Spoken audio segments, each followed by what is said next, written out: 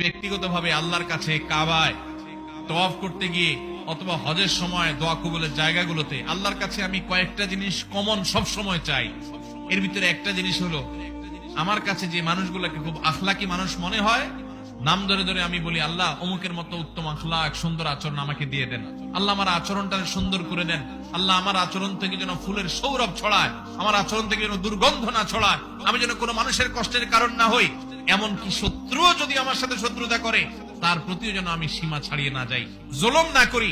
আমি সেই নবীর অনুসারী, যেই নবী কোনোদিন অমুসলিম কাফেরদের প্রতিও জুলুম করেন নাই। আপনাদেরকে একটি বিষয় শেয়ার করি।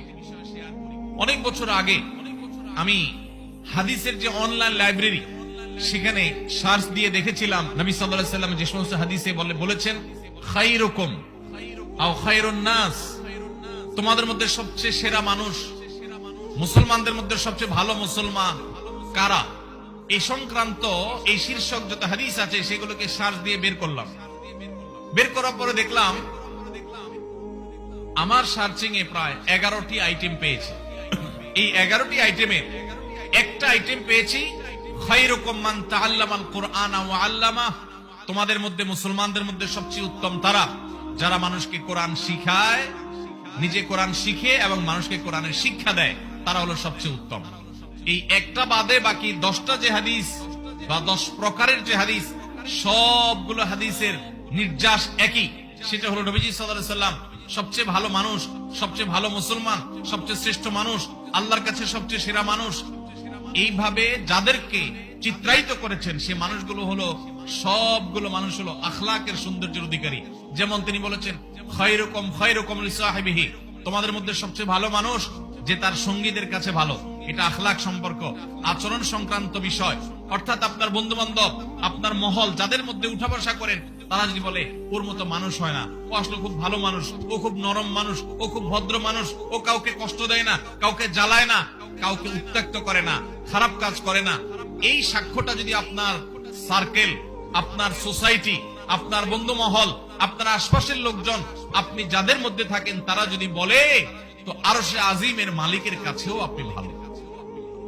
ভাইরা আমার, নবীজি সাল্লাল্লাহু আলাইহি ওয়াসাল্লাম বলেছেন, খায়রুকুম আহসানুকুম আহসানুকুম কাদাআ, তোমাদের মধ্যে সবচেয়ে ভালো মানুষকে যে ঋণ নেওয়ার পর, দোকান থেকে বাকি নেওয়ার পর পরিশোধ করার ক্ষেত্রে ভালো মানুষের পরিচয় দেয়। বহু লোক দেখবেন এক দোকান থেকে বাকি নিয়া ওই দোকানের সামনে দিয়ে আর হাঁটে না, আছে না নাই? অন্য দোকান থেকে নগদে কিনে খায়, ওই যে দোকান থেকে বাকি কিনছে ওই দোকানদারকে চিনেও না।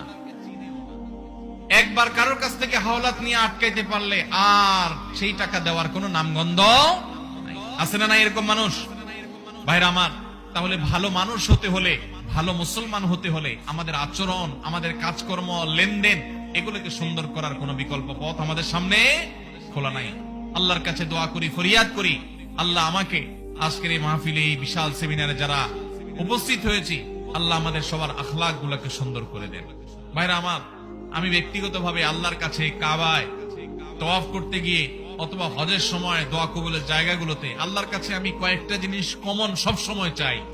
এর ভিতরে একটা জিনিস হলো, আমার কাছে যে মানুষগুলোকে খুব আখলাকি মানুষ মনে হয়, নাম ধরে ধরে আমি বলি, আল্লাহ অমুকের মতো উত্তম আখলাক সুন্দর আচরণ আমাকে দিয়ে দেন। আল্লাহ আমার আচরণটা সুন্দর করে দেন। আল্লাহ আমার আচরণ থেকে যেন ফুলের সৌরভ ছড়ায়, আমার আচরণ থেকে যেন দুর্গন্ধ না ছড়ায়, আমি যেন কোনো মানুষের কষ্টের কারণ না হই। এমনকি শত্রুও যদি আমার সাথে শত্রুতা করে, তার প্রতিও যেন আমি সীমা ছাড়িয়ে না যাই, জুলুম না করি। আমি সেই নবীর অনুসারী, যেই নবী কোনোদিন অমুসলিম কাফেরদের প্রতিও জুলুম করেন নাই, যারা তাকে কষ্ট দিয়েছে তাদেরকেও তিনি কষ্ট দেন নাই। আমরা সেই নবীর অনুসারী, অতএব তার মতো আখলাক, তার মতো আচরণ আজ আমাদের মধ্যে গঠন করতে হবে। চেষ্টা করা যাবে না ইনশাআল্লাহ? আল্লাহ আমাদের সবাইকে তৌফিক দান করুন।